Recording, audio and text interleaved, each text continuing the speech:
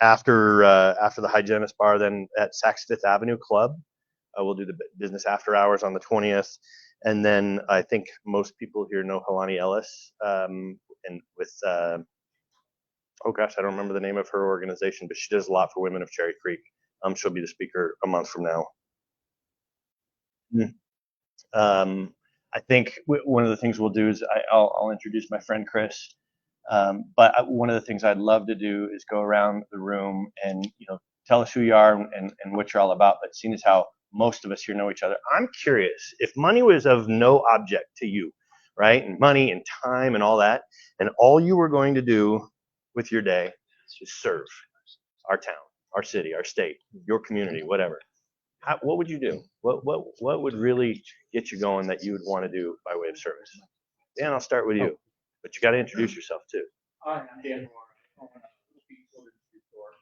So I think for me, it would probably be volunteering either with like a youth organization, especially like outdoor hiking, especially with like the shoe store. That's one thing we're looking to do this year is, whether it's through a nonprofit or just as like a hiking club, but, I've been a coach, taught Sunday school, all that kind of stuff. So yes, some sort of youth organization around that. My parents were part of United Way and Partners growing up and stuff like that as well. So, cool. Yeah. That's good. I like it. I told to pass the microphone to these first. All right. Oh yeah, there you go. Test. There you go. I like it. Can you hear it? Yeah, I can't hear you, but it's Anthony. Can you hear Test. Yeah, here's your good to go. Here's All right. Xavier Lee, co-owner of Relocate. Hello. Good to see you. Hi there. Our neighbors have a warehouse, a cat shelter, and we sponsor them to be part of the Inglewood Chamber of Commerce. We're right on the border of Inglewood and Denver.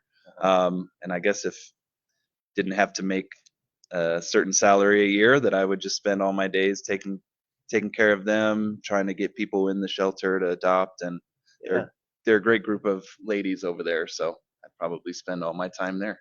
That's cool. Thank you, Xavier. Mason Jones, the other half of Relocate. Good morning, everybody. So I ran track in high school, and I also coached track a couple of years back. So I would just probably go back and coach probably either high school or middle school track. It's where my heart is, and a lot of those kids are very eager to learn and very eager to be coached. So I would go back and do that. Eagle Crest High School, that right? Mm-hmm. Right. The 1, the 2, and then So you're fast. Yeah. That's Very great. good. It was.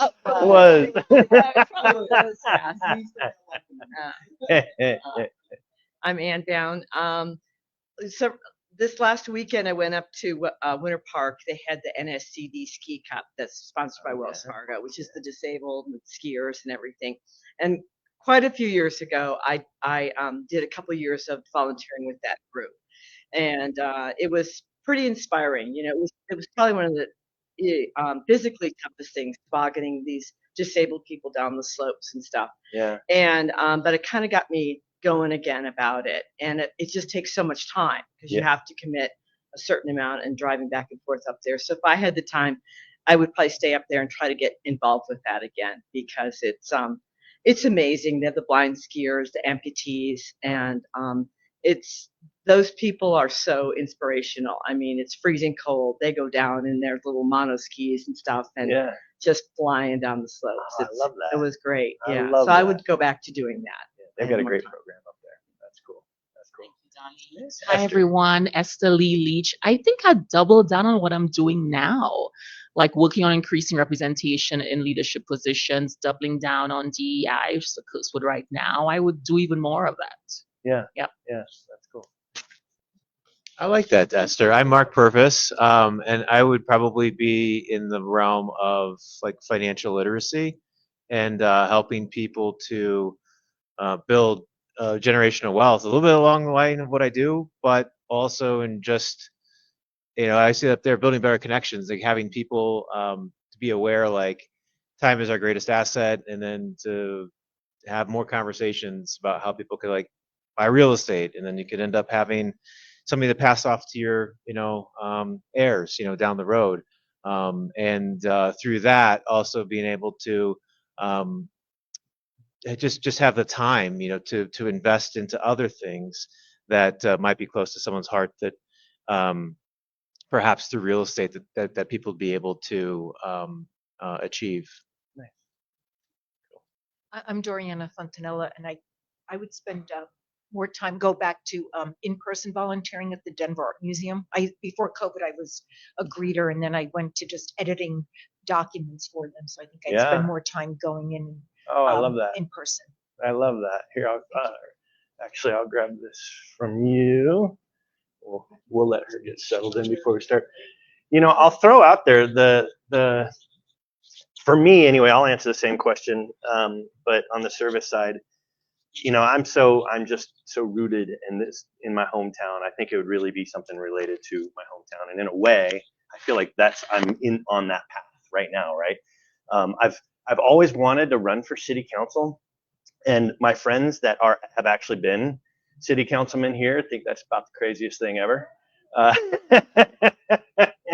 But there's a part of it is just spending my entire life on a single block in a certain part of town. It starts to resonate with you, and you're like, oh, I'd love to do something like that. So that's what I would do if I ever get the opportunity. But on the topic of service, I'll say we've met a ton of really good people out there that have served well in a myriad of ways. But Chris you set the bar a little higher than most, and that's what makes you pretty incredible. Aside from the fact that he's just such a wonderful human being, he's a good friend to me.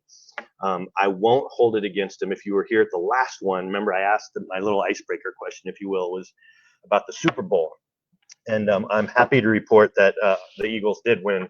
I am sorry to report that that's probably not what you were hoping for. I know you're a big Chiefs fan, being from Kansas City, Missouri. But Chris, in the way of service, he graduated the United States Military Academy at West Point, served 7 years in the Army. You were deployed in Kosovo and Iraq. You served on Denver City Council for 12 years, and that's how I met him. He was one of my city councilmen there for a while. He was 4 years as council president and vice president. Got your Master of Arts at Webster University, Master of Public Administration from CU Denver. Taught Intro to Public Service and Leadership at UC Denver as well. Got Harvard University, JFK School of Government, recognized as DBJ's 40 under 40. That's pretty impressive stuff. But I'll say probably the most impressive thing in my mind is he founded the Northeast Denver Leadership Week. And I'll tell you what, when was that you started that? 2011, so quite a while ago, 14 years ago. And to see the impact of that, and with a ton of kids from Northeast Denver, which that doesn't necessarily mean that they've got all the opportunities up there on that side of town, and you really made something of it. So with that, I will introduce you to my very good friend Chris Herndon, who will speak to you today. Thank you, buddy. All right, man. Absolutely. Hey, good morning, everybody. Let me put this on. Don't turn this off. All right. How are we doing today? Good. That's it. That's how we're good. So we're gonna do something different, and this is gonna be a little interesting. When I give keynotes, so I run my own organization, Herndon Leadership Institute, and so one of the things I always struggle with is self-promotion.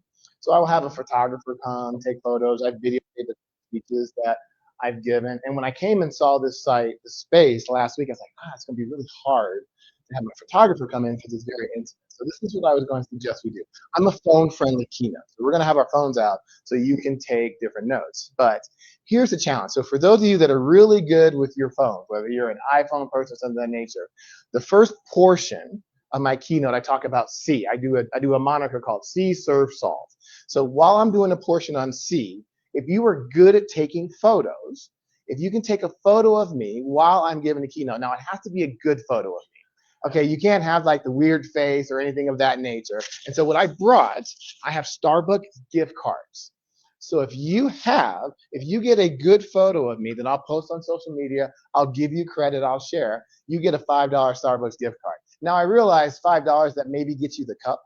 And like you have to pay extra to put, and when I thought about this, like, maybe I should just bring some dozen eggs Like if I just bring eggs for you all can have, that would be better. But at Costco, you can only take 3 or 4. They won't even let you take as many. So, but anyway, just so if you're able to do that, if you're willing, it's just fun. I thought, hey, let's give this a shot, see what the reaction is. You all laugh, so I guess we're good for that.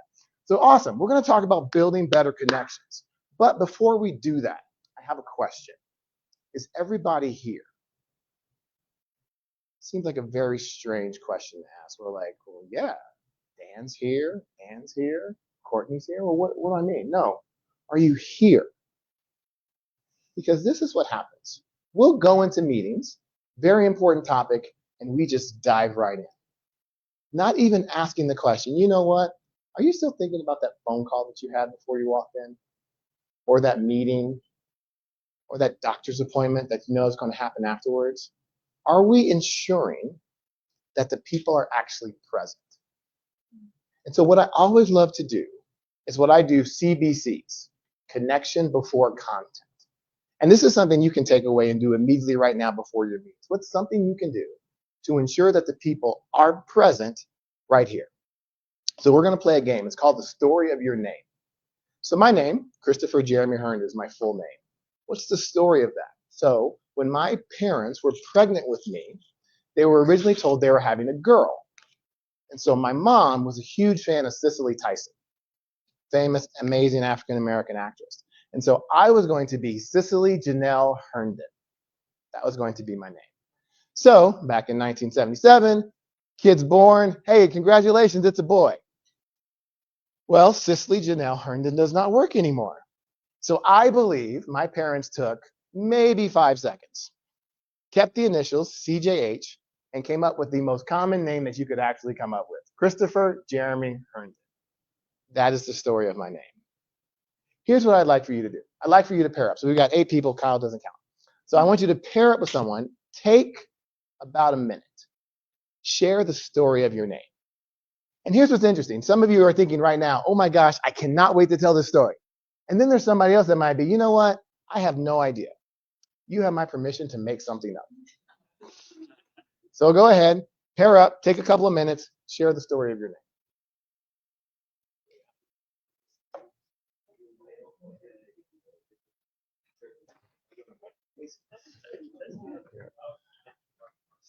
What?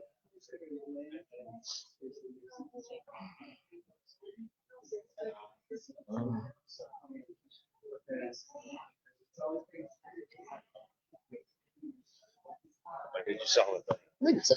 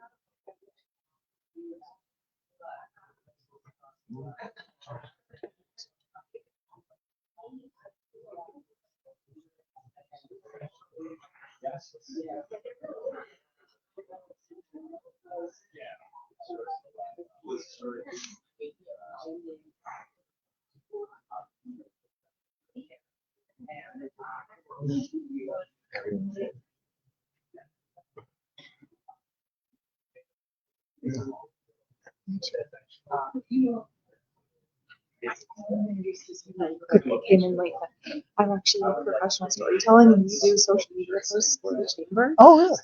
And camera, so if you don't mind, I actually will take pictures and we do a recap. Thank you. On Thank you. Instagram. Thank you for that. Yeah, that'd be great. I hope I win the challenge.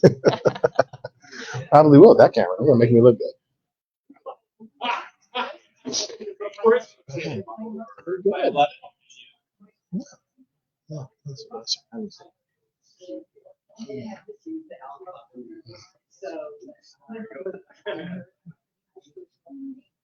All right, we're going to take about 30 more seconds.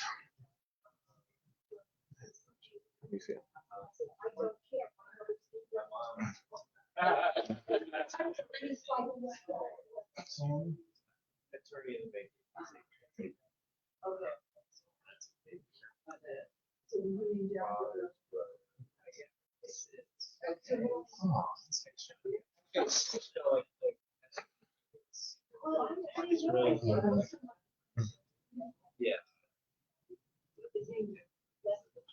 All right, for respectful of people's time, let's bring it back together.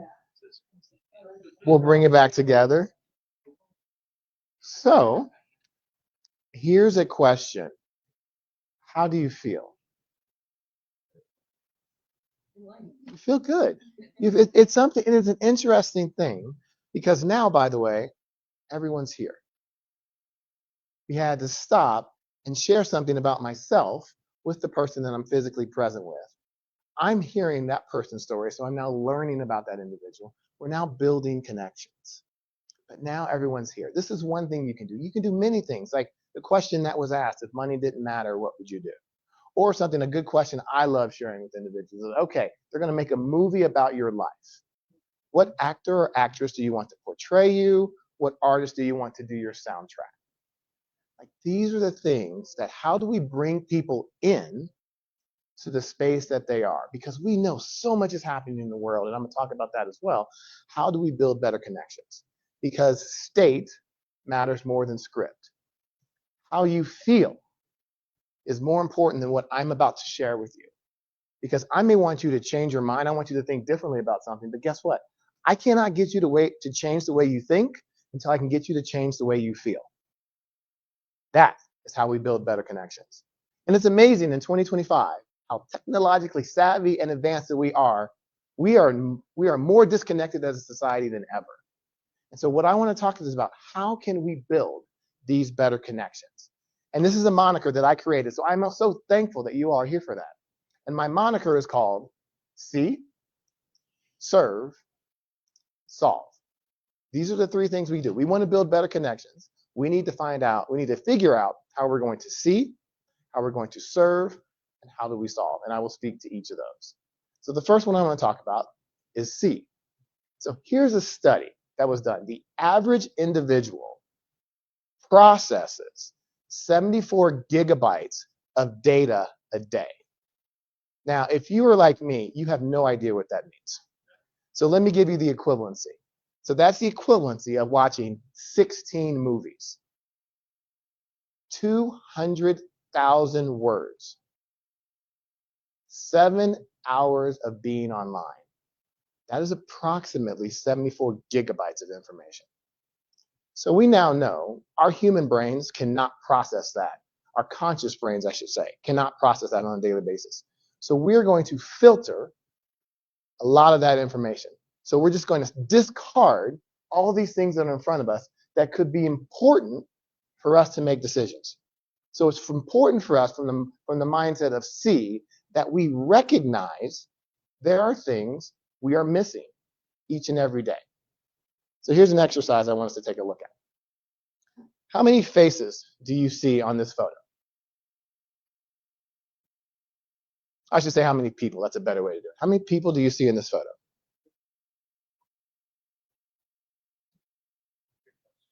It's not your question. You're staring at it. How many people? Who thinks two? Yeah. What if I told you there was three?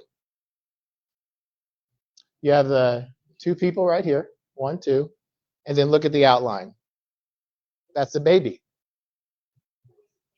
That's the baby. We're staring at a photo. You just said two people. There's actually, you see three. Yeah, that's the outline of the baby. So we're staring at three. Oh, there it is. I know. Hey, guess what? I've got more. How many faces do you see on this photo?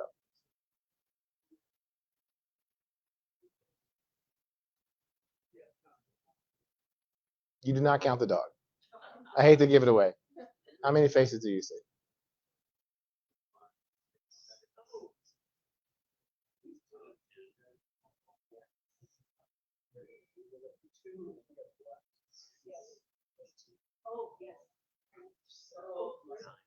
Oh, man, look at this. Like, I hear this. Ooh, ah, oh, whoa. We're just looking at a photo. Okay, all that work. There were 9. Ah, it's like, what? There's 9. Yes. So to the left of the bowling pin, you got one face looking that way. You got one face looking forward. You got another face looking right. So that's 3 just to the left. To the right of it, there's another one looking to the left. So we're now already up at 4, and we just looked in the upper left-hand corner. You come over here to the right. There's your 5th face that's looking that way. So we're already at 5. And so you've got the woman, which is 6. You got the baby, that is 7. You've got the old man with the white beard, which is 8. And then you have the big face right there, which is 9. Does the bird? Bird doesn't count. Nope, it's 9. No, it's not. No, it's my speech. It's 9. So we're doing 9. 9 faces. You all are looking at the same photo. 4, 5, 2, 3. All these different ones. Okay, just to make you feel even worse, how many animals do you see?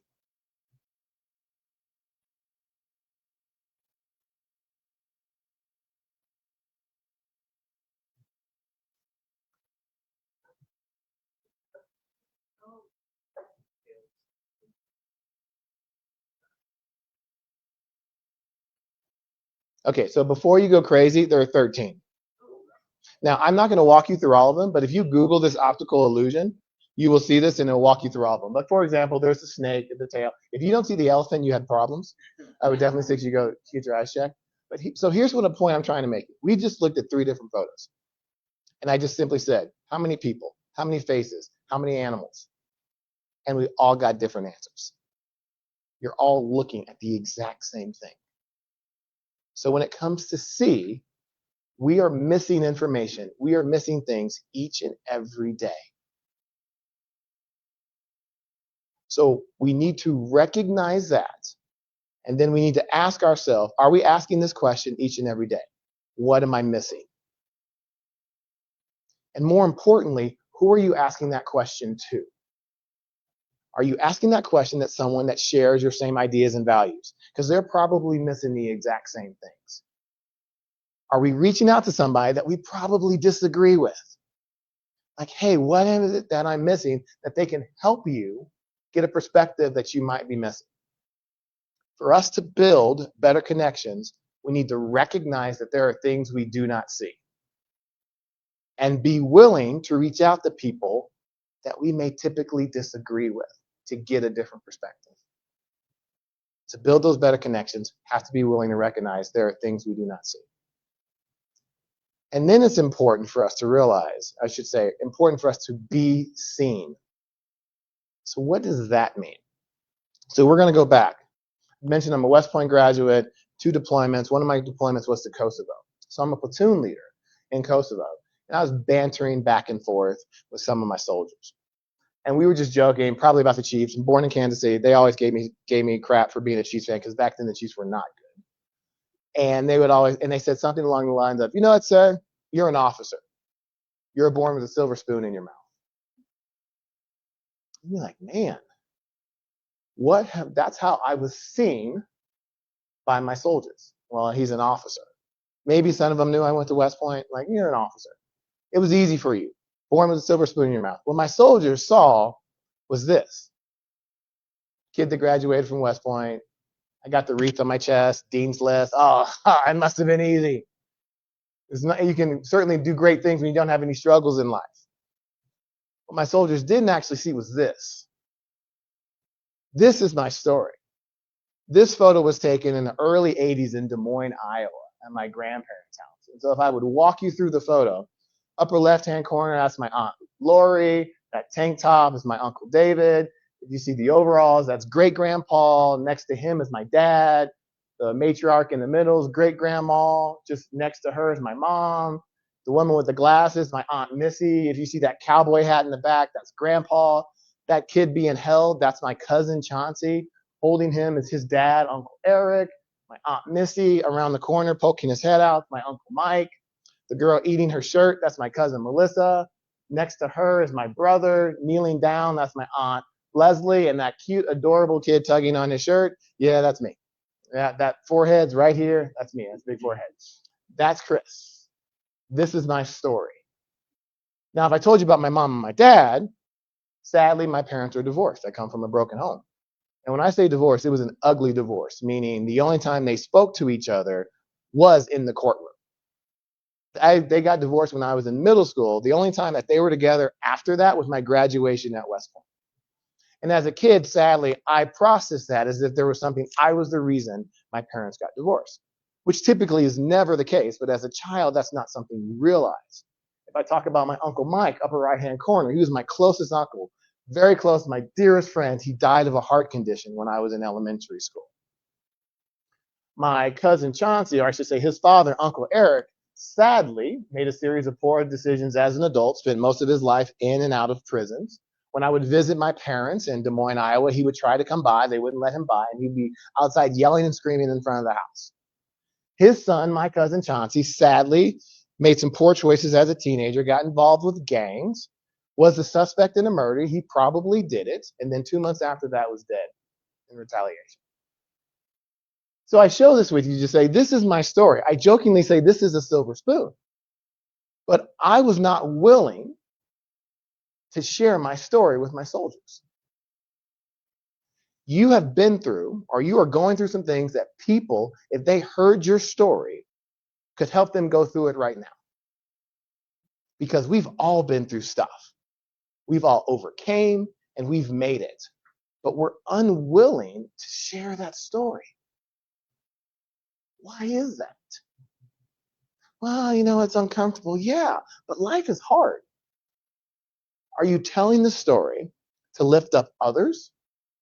Or are you telling the story to lift up yourself? If it's the former, you need to tell your story. You need to be willing to be vulnerable. Because guess what? I'm still here. And I'm thriving. And you can thrive too. But are you willing to be seen and share your story? To build better connections, you have to be seen. So that's it. I want to talk about service. I believe service is made up of 4 different components that I want to share with you. And those components are, the first one is courage. And when I say the word courage, we typically think of bravery. And that's actually not what I'm talking about. If you break this down to the Latin, the word cur means whole. And then urge is with your whole heart. So when I say courage, with your whole heart. If you want to serve, it needs to be authentic. I think one of the things we're really good at as human beings is telling when somebody is fake. Like there are people that do things to actually benefit the people that they are serving. And then there are others that do things so that they can put themselves on social media. For us to truly serve, to build better connections, we need to do it with our whole heart. So if we want to serve, build better connections, do it with your whole heart. We need to incorporate laughter.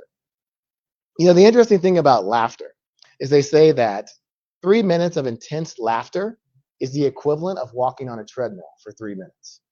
Now, I'm not suggesting this is a substitute for exercise, but that's just the reality of what it does. Laughter, by the way, lowers your blood pressure.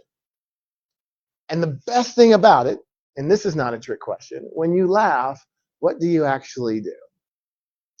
You smile.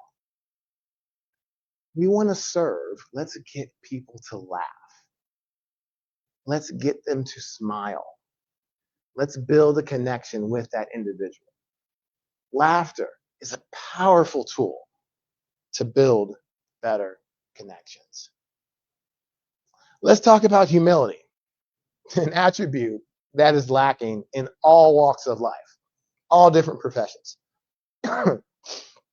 So I served on Denver City Council for 12 years. 90 to 95% of my time when I would come up and introduce myself, I would say, hey, how you doing? I'm Chris. Because Chris is who I am. City Council is what I did. But we have a tendency, you see individuals, they will blend the two. They think what they do is who they are. They are, and particularly in elected office, like representative so-and-so, state senator, state house, just always baffled. I've had titles galore over the course of my life. You go all the way back to West Point, cadet, new cadet in the Army, lieutenant, second lieutenant, captain, battery commander. In the private sector where I worked, I was a store manager, I was an operations manager, Denver City Council, council member, council president. Now I'm a CEO of my own company. Titles galore. There's going to be a point in time where there are no titles. And all that's left is Chris. If we lose ourselves over the course of our life, when we lose those titles, how are we going to feel? Because these titles elevate us, we think. Because I think I'm a CEO, or they think of this, people look at us differently. And they shouldn't. Because we're no different than anyone else. And more importantly, we're no better than anybody else, just based off of what we do. Because I promise you, I have the same fears, I have the same anxieties. I'm a parent, same worries about my kids, the society that they're going to grow up in, just like everybody else. So let's be humble, show that humility to build better connections. And the last one is empathy. And empathy is one that really does get confused with sympathy. And so what I want to do is I want to show you a video that really does a good job of distinguishing between empathy versus sympathy.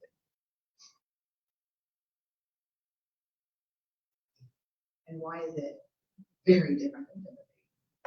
Empathy fuels connection. Sympathy drives disconnection. Empathy, it's very interesting. Teresa Wiseman is a nursing scholar who studied professions, very diverse professions where empathy is relevant, and came up with 4 qualities of empathy. Perspective taking, the ability to take the perspective of another person or recognize their perspective as their truth. Staying out of judgment, not easy when you enjoy it as much as most of us do. Recognizing emotion in other people and then communicating that. Empathy is feeling with people. And to me, I always think of empathy as this kind of sacred space when someone's kind of in a deep hole and they shout out from the bottom and they say, I'm stuck, it's dark, I'm overwhelmed.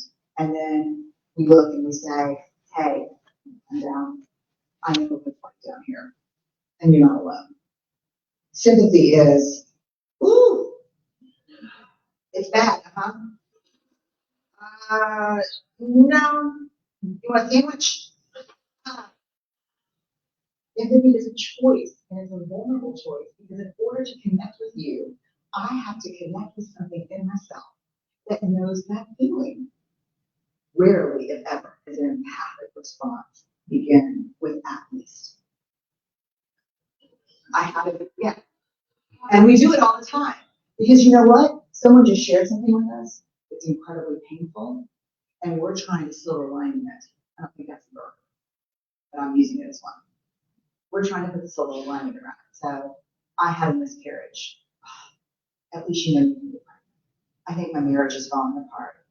At least you have a marriage. John's getting kicked out of school. At least Sarah is an A student. But one of the things we do sometimes in the face of very difficult conversations is we try to make things better. If I share something with you that's very difficult, I would at least say, I don't even know what to say right now, I'm just so glad. Because the truth is, rarely can a response make something better.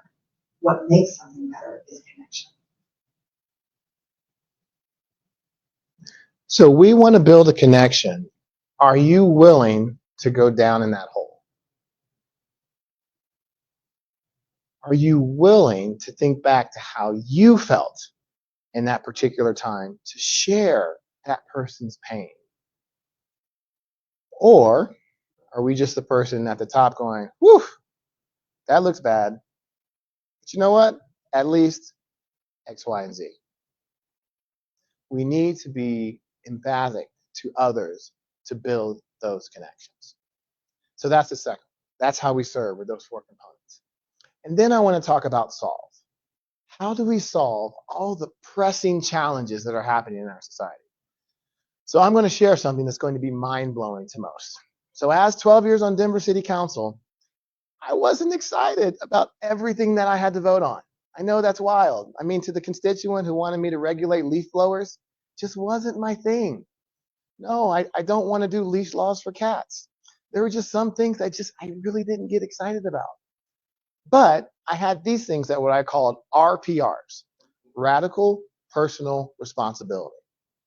Are there things that literally you just can't let go? Are there things that keep you up at night? That you sit there and say, this just doesn't make sense. And I want to be a part of the solution to figure it out. So here are a couple of my RPRs. So born and raised in Kansas City, I grew up with dogs my entire life. And right before I left for school, we had Rottweilers. Beautiful, big dogs, the biggest babies. I came to Denver. There's a pit bull ban? That doesn't make sense to me. They've been banned since the 1980s.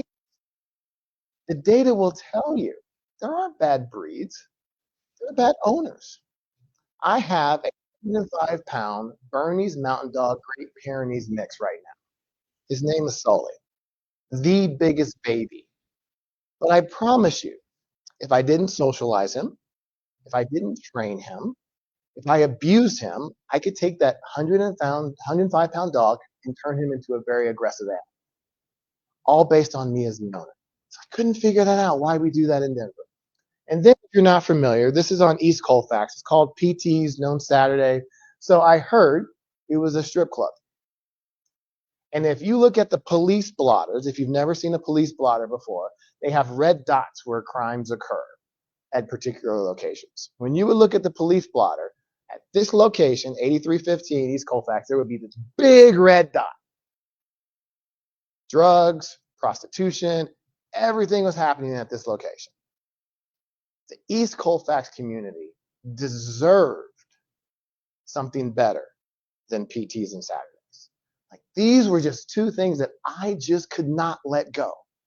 This does not make sense to me. This society, the city of Denver, this community deserves better. This was my RPR, my radical personal responsibility. So what happened?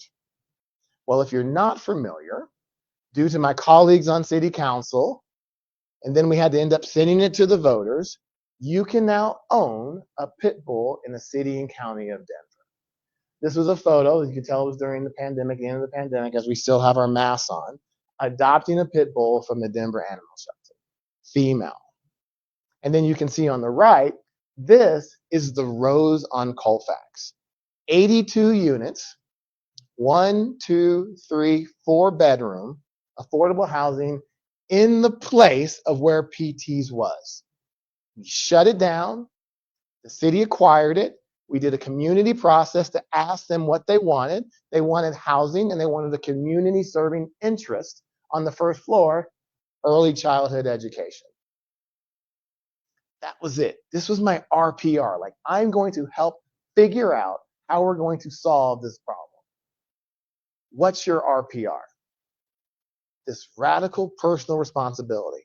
You don't have to bring the solution forward, but who can you work with to solve that issue?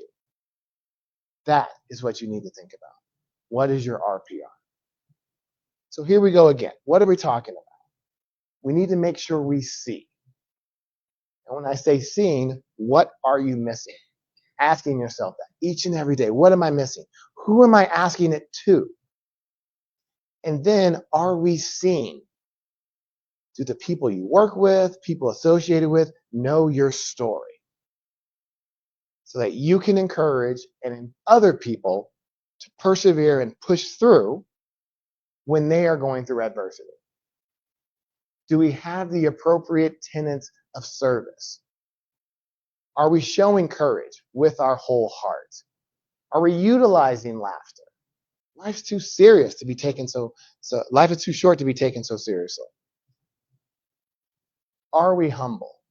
Or do we get caught up in titles and things that we own, not seeing people for who they really are? And then being empathic, the empathy, going down in that hole with them. I'm with you. Don't silver line in it by trying to encourage them, make them feel better. Be present with them. And lastly, let's solve these problems with your radical personal responsibility. Work to make that a reality. Find solutions to our challenges, and we can get so many good things done. That's it. That's my story. I appreciate it. Thank you all very much. All right. Thank you, Chris. I appreciate you, buddy. All right. Chris, you left. Oh, sweet. There's a bunch of Starbucks cards. Couple of things. Do me a favor, everybody, pull out your phone, obviously for the pictures, but also you'll see these little QR codes on your tables. And if you could do me a favor, so the Global Down Syndrome Foundation, they host all of these events here for us, and they're incredibly gracious to the community and specifically to us.